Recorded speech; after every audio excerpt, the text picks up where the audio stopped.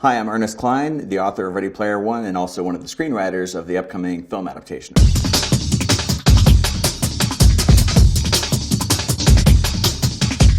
Whenever I mentioned a video game, it was always something from my life or a game that I love for some reason that I wanted to pay tribute to and have in the background. Dungeons & Daggorath is one of my first 3D video games that I ever played for the TRS-80 Color Computer 2. You play a warrior who has to descend into a multi-level dungeon and defeat a bunch of creatures and collect items and defeat an evil wizard. And it just really spoke to me. It was one of my favorite games, and I would play it late into the night. One of the first challenges that Wade has to complete is go into a recreation of James Halliday's bedroom and complete Dungeons of Daggorath to unlock the first gate. Zork, the Great Underground Empire, one of the first and best known text adventure games, and one of the first, virtual worlds that I ever explored as a gamer. Even though it was kind of based on text, you kind of had to map out the playing area and collect a group of treasures. So that's another one of the games that I wove into the book. The planet of Frobaz that's depicted in the Zork games is an actual whole planet in the Oasis, where the text-based game is recreated in virtual reality. Pac-Man, one of the greatest blockbuster video games of all time, and one of the few classic arcade games that actually has an ending due to a bug in the code. It runs out of memory and you crash on the 256th screen, so it is possible to play a perfect game of Pac-Man and get the maximum amount of points. That's another one of the challenges Wade has to complete, is play a perfect game of Pac-Man in which he is rewarded with an extra life. He gets the extra life differently in the movie. I did use a MAME multi-arcade machine emulator to jump to the 256th screen using cheat codes so I could play that screen and describe Wade playing it from first-hand experience as opposed to just watching videos. It takes hours and years of skill. Miss Pac-Man even improved upon Pac-Man and had better levels, and the Atari 2600 port of Miss Pac-Man was far superior to the Pac-Man port. So I'm a Miss Pac-Man fan. He gets a little nervous around pretty girls. Black Tiger is also another kind of classic arcade game like Zork. It was a game that, almost caused a couple of my friends to drop out of college. It was really just addictive. You have to descend into a multi-level dungeon and defeat multiple dragons, and it's recreated in the Oasis as a virtual reality 3D experience. So he gets sucked into a Black Tiger cabinet in a bowling alley arcade and then has to navigate a three-dimensional virtual reality recreation of Black Tiger using the same game mechanics. Tempest, one of my favorite vector graphic video games. The designer had a dream about monsters crawling out of a hole, coming at him, and that helped inspire Tempest. It was one of my favorite games, and it's a game that's also featured in one of my favorite music videos by the band Rush, Subdivisions. The kid that's in the video is playing Tempest. So for all those reasons, I wove it into the story, and that's one of the games that need to be defeated in the final challenge, and the character of Artemis helps Wade do so by exploiting a bug that shipped in the first version of Tempest, where if your score ended on a certain combination of numbers, you could get like 30 free games off a point quarter. Adventure. Back in the 80s, most of the games took place on one screen, but Adventure, there was a whole kind of virtual world that you could navigate with labyrinths and different rooms and creatures and items that you could pick up. You would pick up a sword that would look like an arrow. It was all very crude, but it was such a powerful experience when I was a kid. And it was also the very first game to have an Easter egg hidden in it. Finding that Easter egg when I was a kid helped inspire the whole story of Ready Player One, the idea of a brilliant game designer hiding an Easter egg in his virtual world to find a worthy successor for his fortune and his company all came from finding that Easter egg in Adventure. The first person to find the egg will inherit $500 billion and total control of the Oasis. And that's why I'm so happy that it made it all the way from my life into the book and then into the movie. Swordquest, another video game that helped inspire the contest in Ready Player One. Atari ran this amazing video game contest through this series of 4 Swordquest games. Kids all over the country would compete to be the first to beat a Swordquest game. And the first person who won the grand prize would win these amazing treasures. And nothing got me more excited as a kid than, I could win like a gold chalice and a gold crown, stuff that was worth like $30,000 in 80s money by beating this game. And it was that was one of the things that helped inspire the idea of this video game contest inside the Oasis. See you at the finish line. Joust is another one of my favorite classic arcade games, Williams Electronics, where you could battle one of your friends, and I remember lots of heated Joust battles with my friends growing up, and so I wove that into the story as well. Inside the first gate, at the end of a Tomb of Horrors recreation, the main character Parzival has to play a game of Joust against a Sararak, which is a Dungeons & Dragons villain, and defeat him, and that's part of the first challenge in the book. Akalabeth is one of the first attempts by a computer programmer to translate the experience of playing Dungeons & Dragons into a computer game. It was created by Richard Garriott, who also helped serve as the inspiration for James Halliday. Richard Garriott's a famous video game designer from Austin, Texas, where I live, who had an alter ego of his Dungeons & Dragons and game avatar called Lord British, and he would dress up as Lord British in public at press events and things. And he eventually ended up using his video game money to travel into space and go on the International Space Station. So he was really an inspiration to me as a geek with unlimited funds and what could be accomplished. So he and Howard Hughes helped inspire James Halliday in my book and his game Akalabeth and the games that followed it, Ultima 1, 2, 3, 4, and then Ultima Online, the first MMO. Those all helped inspire the Oasis in my novel. Dig Dug is another weird 80s arcade game based on a job of excavating and digging. In the recreation that Parzival has to navigate of War Games, he kind of goes into the movie of War Games and is in that 20 Grand Palace arcade. And so I actually rewatched that scene when I was writing about it, and when Matthew Broderick's playing Galaga, there's a Dig Dug game where his notebook is resting on it, so I added that little detail. So that's how Dig Dug made it into Ready Player One. Galaga is the game that Matthew Broderick plays in War Games, so that was why it was mentioned. And I remember they sent him a copy of Galaga to his home so he could practice for the movie. Pretty cool. Gorf, kind of the first Space Invaders ripoff where you had a shield. I like the name Gorf more than the actual game. Gorf somehow made it all the way into the movie. You can see a ColecoVision port of Gorf at the end of the film. EverQuest, one of the first massively multiplayer online games after Ultima Online, and EverQuest, gave rise to World of Warcraft. So that was one of the, first MMO games where I saw people that I worked with at IT jobs. People would bring their laptops in and be gold farming and grinding to get experience points while they were working throughout the day. And I remember people developing strong relationships through this game of EverQuest and meeting people online and falling in love inside EverQuest. I came here to escape, but I found my friends. What up, Z? I found love. Created a new kind of human relationship. There are people alive now because their parents met inside of World of Warcraft. Can you feel this? So that was one of the games that helped inspire the Oasis and why I mentioned it and World of Warcraft in the book. Tennis 4-2, one of the very, very first video games ever made on an oscilloscope, which was really just a rudimentary version of Pong with a ball bouncing back and forth. Spacewar, a bunch of model railroading nerds at MIT created this game where you could one ship battling another before there were even monitors, and they had to control their ships using these switches that were built into the PDP-1 computer that they programmed it on using paper tape. Their arms got sore, so they went back to the model railroading shop where they built model trains, and they built little wooden boxes with switches and controls on them, creating the very first video game controllers that they went back and plugged in and played Spacewar, and that's where it all began, people.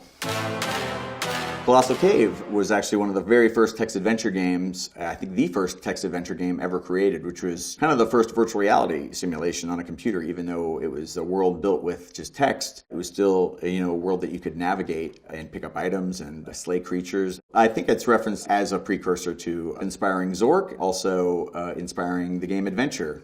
Warren Robinette drew inspiration from Colossal Cave when he created the Atari version. Combat was the game that shipped with the Atari 2600. We got it for Christmas in 1978. We, didn't have to drop quarters in. We could just play it all day long. My brother and I would play endlessly, just blowing each other up with tanks and biplanes. When Wade goes into a recreation in virtual reality of James Halliday's bedroom that he's created inside the Oasis, he finds a shoebox next to the Atari that has all the Atari games that he had when he was a kid. And I think these were to the best of my recollection, the same Atari games that my brother and I had when we were kids. Combat, which came with the Atari, and then Space Invaders. You hold down the reset switch when you turn the power on Space Invaders, you could get double shots. Pretty awesome. Pitfall, Kaboom, Star Raiders, The Empire Strikes Back, which I loved, Starmaster, Yars Revenge, and E.T., the video game. I always wished that we had more games, and so when I was an adult, I ended up kind of collecting every Atari 2600 game ever made to fulfill my childhood dream of owning them all. Star Raiders was one of the first kind of flight simulation space simulator games where I used to build like a little cockpit in front of my family's giant television in the early 80s and pretend I was flying a spaceship, and it had a little control pad and you could enter navigation commands, and I love Star Raiders. Asteroids, one of the greatest quarter-second classic arcade games of all time, and one of the first games I got on my Atari 2600. I would just play it endlessly, and I remember you had a 4-digit score that if you got to 9,999 you would flip over, and I would just spend my Saturdays flipping that sucker over as many times as I could, so that's my tribute to Asteroids. Centipede was a game that was in the lobby of my hometown movie theater in Ashland, Ohio, and one of the first games I ever played with a trackball. I remember getting blisters from playing Centipede. It was such a fast-paced, frenetic game, one of my favorites. Battlezone, another game that I have at my home, another vector graphic game, and the game that actually helped inspire my second novel, Armada, as well. The thing about Battlezone is it's the first game that was ever purchased by the U.S. Army and converted into an actual training simulator for the Bradley fighting vehicle. They changed Battlezone into a game called Bradley Trainer. When I heard about that, I was like, wow, you can play a video game and it can train you to actually do real combat. It was like a precursor to The Last Starfighter of celebrating that idea of like, oh man, if I got really good at a video game, my video game skills could help save the world. This isn't just a game. I'm talking about actual life and death stuff. Astrosmash was like a mashup of Space Invaders and Asteroids, where you have asteroids falling towards you and you're shooting them from a ship that goes across the bottom of the screen. And that was, I think, the game that shipped with the Intellivision. When you first got a brand new Intellivision, it came with Astrosmash. And we never had an Intellivision. Only the rich kids in my neighborhood had one, and so I'd have to go over to their house and play Astrosmash. And I'm still jealous. Astrosmash, I believe, is a game that Parzival and H play in H's basement when they're arguing about Swordquest and Lady Hawk soundtrack. What's going on? Just practicing my Mario Kart! Defender was a game that I could never master in the arcade. It had this amazing, elaborate control panel with a joystick and buttons that were in a really inconvenient array, and so I would always get killed. But then once we got the Atari 2600 version at home, I mastered that. So that's another one of my favorites. Raaka-tu, Madness in the Minotaur, Bedlam, and Pyramid. Those were all text adventure games that I had on analog audio cassette with my TRS-80 color computer too, which is my first home computer and also the one that I played Dungeons of Daggorath on. And those games I would have to put in a cassette recorder and fill it with a volume knob and load the games from analog tape back to digital on my TRS-80 and play them, and I loved all of them. And I think those are adventure games that Halliday has with his TRS-80 in the novel. Burger Time is a little like Donkey Kong and Pac-Man mixed together. You're having an avatar that has to navigate a maze. You're a chef who has to build burgers. Wade creates his own Atari 2600 game called The Stacks about climbing through the stacked trailer park where he lives. In 2045, Columbus is the fastest growing city on Earth. You have to climb ladders and go across girder platforms and things like that, kind of inspired by games like Donkey Kong and Burger Time. There are lots of video games in the 80s that were kind of based on menial jobs, like Tapper, where you had to be a bartender. I didn't like games where you had to play a quarter and then, do a job. I'd rather fight aliens. Q*bert's so frustrating. I don't know why I mentioned Q*bert. I think just because it's a funny name and a funny looking creature, and I like the way he would swear when he would get killed. Q*bert had his own cartoon for a while in the 80s. He was so popular. When they said fame would go to my head, they weren't kidding. So props to Q*bert.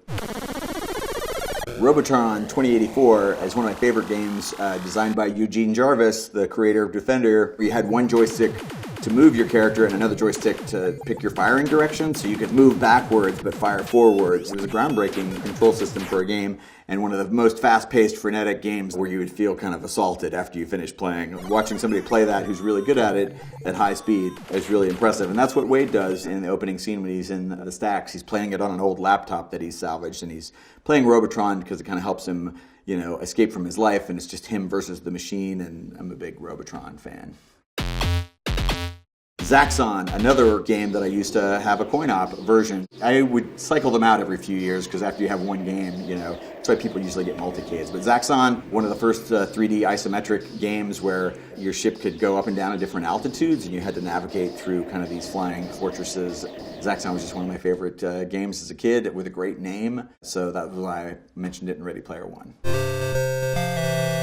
Time Pilot, just an awesome game from the 80s that I used to love. There was a sequel, Time Pilot 84, that I also love, where you're flying a ship and you slowly go back in time and travel through different time periods and you're fighting biplanes and UFOs, and it's just the coolest.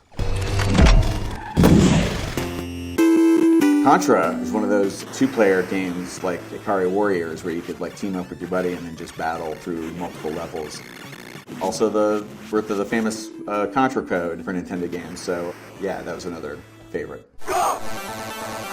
Heavy Barrel was one of the first games that I could beat with one quarter because I would play it so much and I knew where all the power-ups and the pieces were. It's a game where you navigate through a maze and go battle a big, and you collect these different pieces of the Heavy Barrel giant gun that can just blow away anything. So Heavy Barrel was one of my time-wasting games in my hometown arcade. Vigilante, featured in the movie Slacker, shot in my hometown by Richard Linklater, is why I love Vigilante, but also another one in my hometown bowling arcade where you just are like a vigilante and you gotta go beat up street punks and take away their knife and rescue your girlfriend, I think. Vigilante, good stuff. Crime Fighters was a 4-player beat-em-up game that was in the bowling alley in my hometown, and me and my Dungeons & Dragons buddies would go down there and play 4-player Crime Fighters and just loved it to death. You could also beat up on each other as opposed to beating up on the bad guys, so we spent a lot of time just ruining each other's games and making your friends stick in more quarters. And so Crime Fighters is just in one of those games that's in the Oasis where they pass by it and it's in the background. Golden Axe, another game in my hometown, Aladdin's Castle, over in Mansfield, Ohio. I think it was 3 players, and another kind of D&D medieval beat-em-up game that we love, so that was how Golden Axe made it in there. Smash TV, made by the very same people who invented Robotron, Eugene Jarvis and his team, and they used the same control scheme of having one joystick to move and one joystick to fire, but it was 2-player, so you could team up with your buddy. Smash TV was kind of like the Running Man, like a futuristic game show. Good luck! Contestants would get killed and kill other people, and it's pretty dystopian and brutal, and I used to have it. I used to have a coin-op Smash TV in my home, so that's why I threw it in the book. Street Fighter 2, people started to compete against each other, beating each other up competitively. I just had friends that were just obsessive about it. I was never that good, except with Chun-Li, which is why I'm so happy that she's made it into our movie. Quake, oh my god. Quake was the ancestor of Doom. When Doom and Doom 2 landed, it kind of took over my friends and I took over our lives. It was the first kind of two-dimensional virtual reality first-person shooter game where you could jump in and battle each other. The thing about Doom is you couldn't kind of go up and look up and down. And then when Quake came out, that was even better. And three-dimensional, you had mouse look and you could look up and down. Quake was like virtual reality. Definite inspirations on Ready Player One, and we have a Planet Doom, which could very easily also be Planet Quake.